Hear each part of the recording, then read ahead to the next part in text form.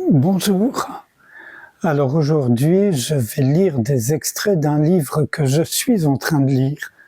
Donc je vais lire des extraits uniquement du premier chapitre.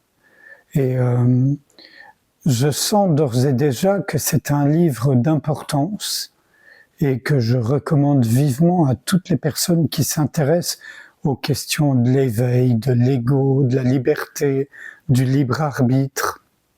Voilà. Donc ce livre va paraître le 13 novembre. C'est de José Leroy et David Dubois. Donc l'éveil spirituel en question. En sous-titre où il y a le bandeau, c'est deux philosophes dialoguent autour des thèmes fondamentaux de la spiritualité. Je ne sais pas si vous connaissez David Dubois. J'en ai fait 2 ou 3 vidéos de ses livres, enfin de certains de ses livres. Et José Leroy, j'en ai fait un peu plus. Je vous lis la 4e de couve.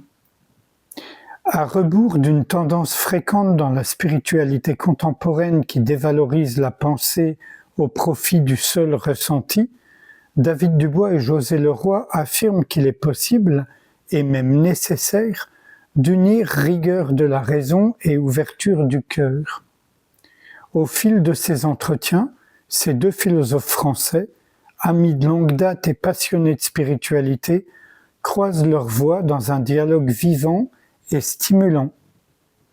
S'appuyant sur leur vaste connaissance des traditions orientales et occidentales, ils explorent 13 grandes questions qui traversent aujourd'hui le champ spirituel. Qu'est-ce que l'éveil, la non-dualité? Le moi est-il une illusion? Avons-nous un libre arbitre? Sommes-nous le corps? Faut-il un maître ou une tradition? La non-dualité rend-elle morale? Met-elle fin à la souffrance? Parfois d'accord, parfois en désaccord, ils confrontent leur point de vue avec clarté et simplicité, sans jargon ni technicité, tout en gardant le souci de la dimension concrète et pédagogique de l'éveil. Un livre pour tous ceux qui veulent questionner leurs croyances avec audace et lucidité et avancer vers la découverte d'une transcendance en eux. Vous savez tous, je crois, que José Leroy est un ami.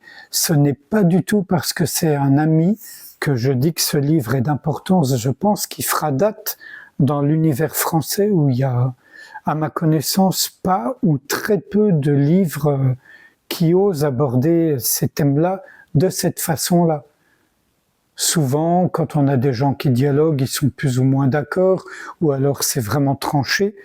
Et sinon, c'est quelqu'un qui enseigne et qui, j'ose pas dire qui prêche, mais qui présente un point de vue, et voilà. Et des gens qui le questionnent, qui sont souvent des élèves ou des admirateurs, ou des... Là, c'est vraiment intéressant. 2 personnes qui vivent l'éveil et qui osent, comme ils l'ont dit sur la 4e de couve, penser, réfléchir. C'est vrai, moi qui suis dans ce petit milieu de la spiritualité avec tous les guillemets qui conviennent depuis plus de 50 ans, c'est hallucinant le nombre de fois où j'ai entendu des gens condamner l'intellect. Et moi-même, et c'est pas par provocation, qui fait mes vidéos devant une bibliothèque relativement bien fournie, j'ai eu droit à quelques remarques, parce que comment peut-on parler de l'éveil devant une bibliothèque? Ah bon?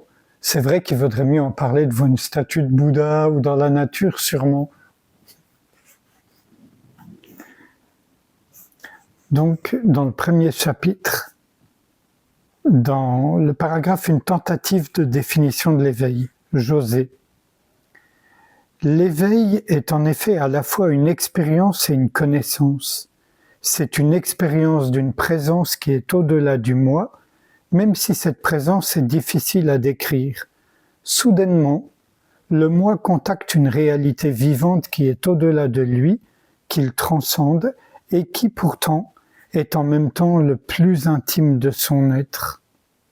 C'est comme si, au cœur du moi, une porte s'ouvrait sur une dimension de lui qui a toujours été là, mais qu'il n'avait pas soupçonnée.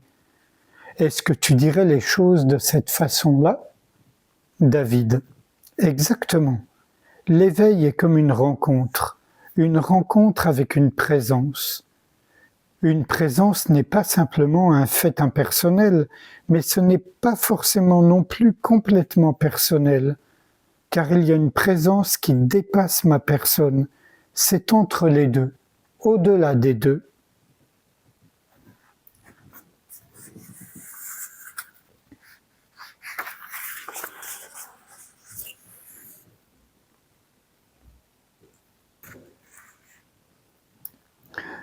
Autre chose, sur l'expérience. José. Le mot expérience pose en effet problème lorsqu'on parle d'éveil, car il peut être compris comme une expérience mystique extraordinaire, comme celle que tu as évoquée, que vous découvrirez en lisant le livre. Mais dans ce cas, il s'agit d'une expérience qui arrive au moi et non d'un dépassement du moi. En réalité, l'éveil n'est pas une expérience à proprement parler, mais plutôt la découverte du fond sur lequel apparaissent et disparaissent toutes les expériences. Les expériences, elles, vont et viennent, tandis que l'éveil est immuable. Si on appelle moi la représentation que nous avons de nous-mêmes comme un être séparé, stable dans le temps, conscient, identifié à un corps, un nom, une histoire, alors l'éveil n'est pas quelque chose qui survient au moi. Bien au contraire, c'est la prise de conscience d'une présence indépendante de lui, quelle que soit son interprétation, ses pensées ou ses ressentis. Cette présence est là, au plus profond de lui, et elle demeure intacte, indépendamment de ce qu'il peut éprouver ou exprimer à son sujet. David, je vous passe le reste. David, on pourrait presque dire que c'est une connaissance objective, voire la réalité telle qu'elle est. C'est ainsi que Shankara, le grand maître du Vedanta au 8e siècle, en parle, et c'est pourquoi il dit que c'est comme tomber d'un arbre. Une fois que l'on tombe, on ne peut plus rien faire. Il n'y a plus de branches auxquelles se raccrocher. La chute est un fait, c'est objectif. Et il dit, ça ne dépend pas de moi. Je tombe, que je le veuille ou non. Ce n'est pas dépendant de la personne, c'est objectif. Ça dépend de la réalité. En ce sens, c'est impersonnel. En fait, c'est la réalité elle-même qui s'impose à moi, même si ça ne me plaît pas, même si ça ne correspond pas à mes goûts personnels, à mes attentes, à mes préférences. Quelque chose t'envahit qui est plus fort que toi, qui te déborde et qui s'impose comme un tsunami de silence. José, là c'est dans le paragraphe l'éveil et le moi. José donc, oui, ce qui m'a frappé quand cela s'est imposé dans ma vie, c'est que le sol sur lequel le moi reposait d'habitude s'est dérobé soudainement et qu'une réalité abyssale s'est manifestée alors, comme si le moi avait complètement disparu. Plus loin, David, je vous passe des... Pour moi, il n'a jamais été question de disparition du moi. Il y a, je parle au présent car c'est à chaque fois la première fois, il y a rencontre avec un infini, avec un absolu, avec une transcendance, comme si j'étais plongé dans un océan. Mais paradoxalement, dès le départ, ce plus grand que moi se révèle dans la direction du moi. Il est mon centre. Il se révèle au fond de moi. Il se révèle comme plus moi que moi. Et si dissolution du moi il y a, c'est une dissolution des limites du moi.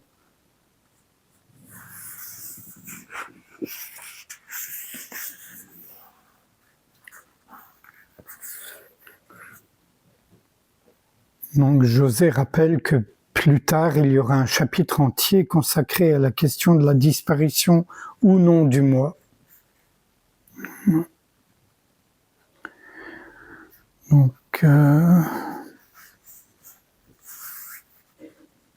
David, c'est au-delà de la personnalité, au-delà de ma personne, au-delà de mes personnages, de mes préférences, au-delà de mes préjugés. Ça, oui.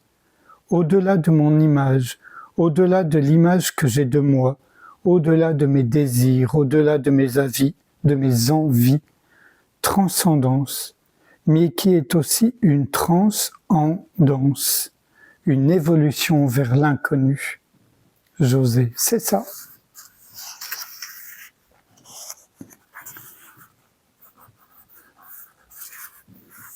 David, cela n'est rien et pourtant c'est moi, c'est le soi. C'est la pure subjectivité que rien ne peut pointer car elle n'est pas quelque chose. C'est le contraire de l'objectivité, le contraire d'avoir une forme et une définition. Ce n'est pas une chose ni rien de limité, c'est la pure vibration de soi, le moi pur, mais qui fait éclater et qui dissout tout ce à quoi on s'identifie.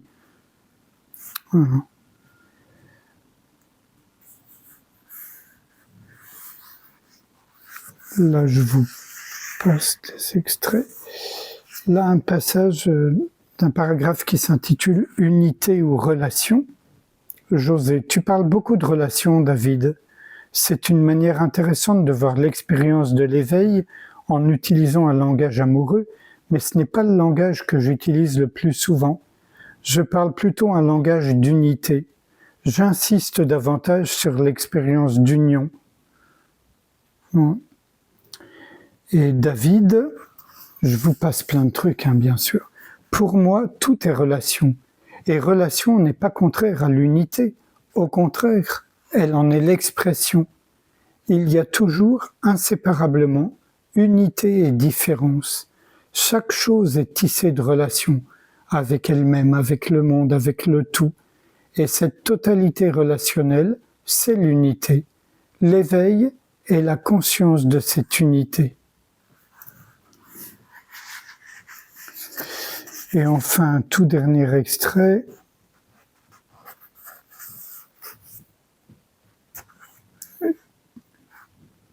Donc, qui parle de la vacuité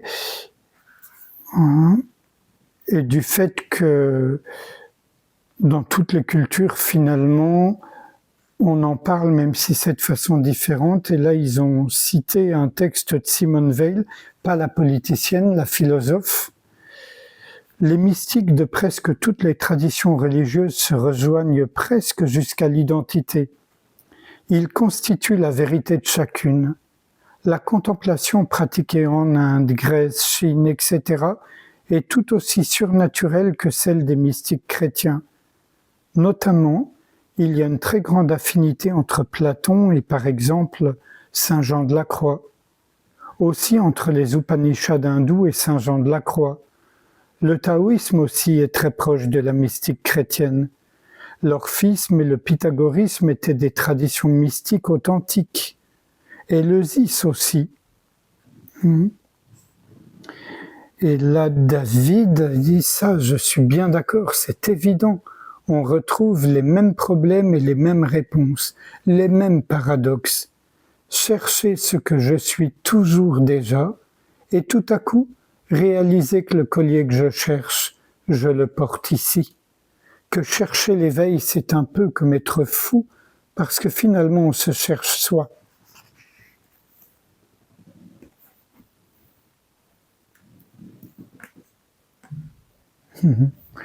Sans réfléchir à ce qui vient d'être lu, ça pourra venir après. Mais là, je vous invite à ce qu'on passe un instant ensemble en silence, simplement à ne rien faire, ne rien chercher, ne rien écarter, simplement être ouverture à tout ce qui surgit, se déploie, disparaît. Ne pas s'impliquer dans tout ça.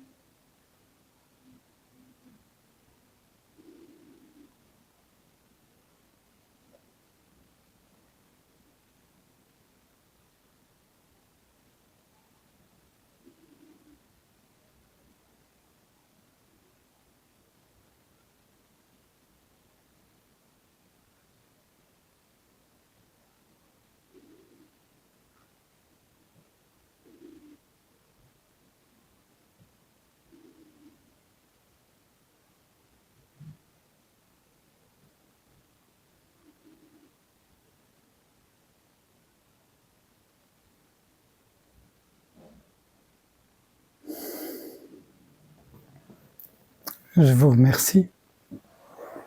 À bientôt.